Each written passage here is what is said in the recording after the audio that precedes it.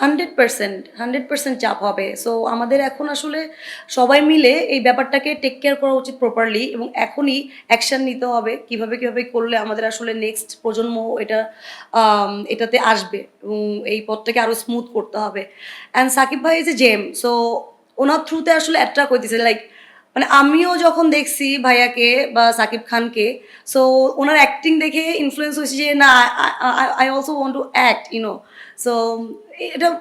এটা ওনাকে দেখে সবাই আসলে অ্যাট্রাক্ট হবে he is a gem so এই টাইমে আমাদের আসলে এই কাস্টিং বা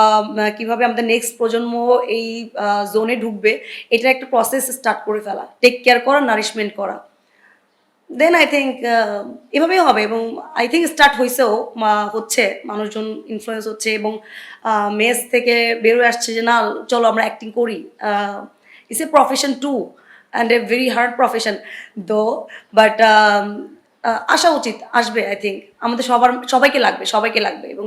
ভেতরে যে সত্তাটা আছে আর্টিস্ট সত্তা এটা সবার মধ্যেই আছে সো ওখান থেকে আসলে সবাই মিলে বের হয়ে এসে আমরা আসলে অনেক বড় একটা লাইক আম, আম, অনেক বড় একটা জায়গায় আর কি যাইতে পারবো সবাই একসাথে অ্যাকচুয়ালি সো সবার আসতে হবে প্লিজ আসো কাম কাম